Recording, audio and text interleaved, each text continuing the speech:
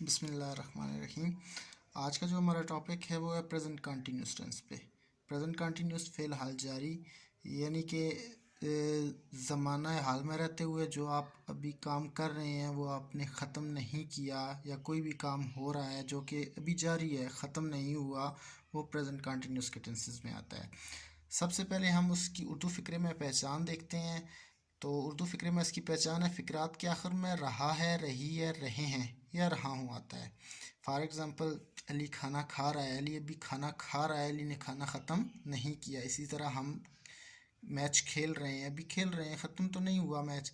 और इसके अलावा और भी बहुत सारी एग्जांपल्स हो सकती हैं। उसके बाद ज़रा हम हेल्पिंग वर्ब की तरफ मूव करेंगे। तो हेल्पिंग वर्ब देखें कि इसमें 3 हेल्पिंग वर्ब लगते हैं, इज़, एम और आर। इज़ किसके साथ लगता है, एम किसके साथ लगता है और आर किसके साथ लगता है, ये नीचे देखते हैं हम कि आई के साथ एम लगेगा। अगर आपका सब्जेक्ट है आई तो उसके साथ हेल्पिंग वर्ब इस्तेमाल होगा एम। अगर आपका सब्जेक्ट है ही, शी, इट या कुछ सिंगुलर नेम है तो उसके साथ आप इज़ लगाएंगे।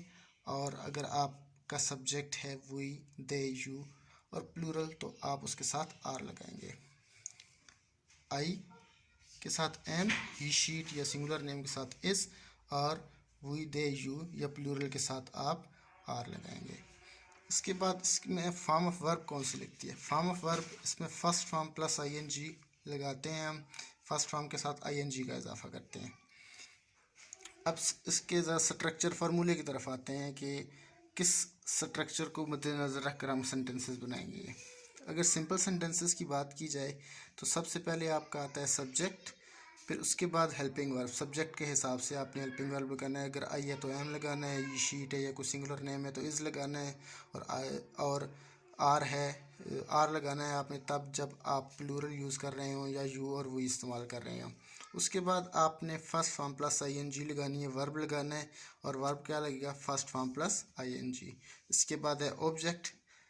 नेगेटिव में देखें तो सब्जेक्ट के बाद हेल्पिंग वर्ब, तीनों में से कोई एक लगेगा सब्जेक्ट के हिसाब से। और नेगेटिव में तो नॉट का आना ज़रूरी है, तो नेगेटिव में नॉट हम हेल्पिंग वर्ब के बाद लगाते हैं। किसी भी सेंटेंस में हम नेगेटिव जब बना रहे हों तो नॉट हम हेल्पिंग वर्ब के बाद लगाते हैं। उसके बाद वर्ब लगाना है, फर्स्ट फॉर्म प्लस आईएनजी और ऑब्जेक्ट। इंटेरोगेटिव में देखें कि इज़, एम, आर स्टार्ट में आ जाते हैं, हेल्पिंग वर्ब स्टार्ट में आ जाता है, subject plus first form plus ING और ऑब्जेक्ट। एग्जाम्पल की तरफ मूव करते हैं हम। एग्जाम्पल्स देखें। पहली एग्जाम्पल मैंने लिखी है, मैं ख़त लिख रहा हूँ। मैं अभी ख़त लिख रहा हूँ, मैंने अभी ख़त लिखना ख़त्म नहीं किया। तो ये प्रेजेंट कंटिन्यूस का टेंस है। तो अगर स्ट्रक्चर को आप जहन में दौड़ाएं तो सबसे पहले सब्जेक्ट लगाएंगे। तो यहाँ पर काम कौन कर रहा है, सब्जेक्ट कौन है, ख़त कौन लिख रहा है, मैं लिख रहा हूँ। और काम क्या कर रहा हूँ, लिख रहा हूँ। क्या लिख रहा हूँ, ख़त।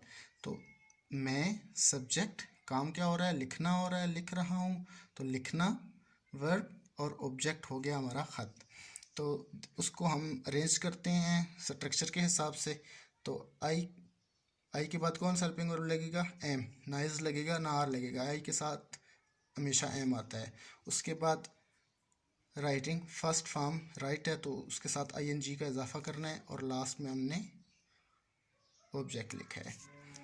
नेगेटिव की बात की जाए तो मैं ख़त नहीं लिख रहा हूँ। मैं ख़त नहीं लिख रहा हूँ, नहीं का आना लाजमी है नेगेटिव सेंटेंसेस में। तो देखें, I am not writing a letter. आपको पहले भी बताया मैंने कि नॉट हेल्पिंग वर्ब के फ़ौरन बाद आ जाएगा, उसके बाद फर्स्ट फॉर्म प्लस आईएनजी और फिर आप ऑब्जेक्ट लगाएंगे। इसके बाद है क्या मैं ख़त लिख रहा हूँ, सवालिया सेंटेंस है, इंटेरोगेटिव सेंटेंस है। तो आप स्ट्रक्चर को अगर आपने जहन नशीन कर लिया है तो देखें कि एम या कोई भी हेल्पिंग वर्ब है, इज़ है या आर है, तो वो स्टार्ट में आएगा। तो यहाँ पे हम हेल्पिंग वर्ब आई के हिसाब से इस्तेमाल कर रहे हैं एम, तो एम स्टार्ट में आ जाएगा, am I writing a letter. उसके बाद दूसरी एग्जांपल है, वो आम खा रहे हैं। वो आम खा रहे हैं, प्लूरल है वो, तो उसके हिसाब से हमने हेल्पिंग वर्ब लगाना है। सब्जेक्ट है और आम हमारा ऑब्जेक्ट हो गया, और काम क्या हो रहा है, वर्ब खाना। तो देखते हैं सेंटेंस।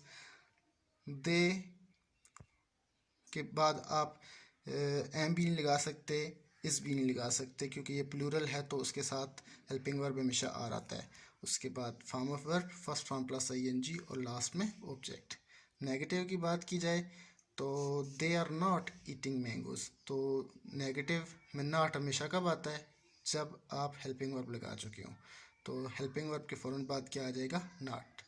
और इंटेरोगेटिव सेंटेंस में क्या वो आम खा रहे हैं, तो उसके स्ट्रक्चर के हिसाब से आर स्टार्ट में आ जाता है।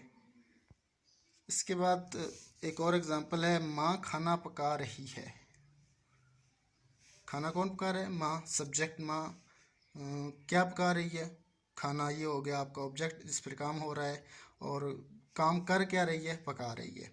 तो उसको हम अरेंज करते हैं स्ट्रक्चर के हिसाब से। तो मदर हो गया हमारा सब्जेक्ट, मदर के साथ सिंगुलर है तो हम एम नहीं लगा सकते, आर नहीं लगा सकते, इस लगेगा।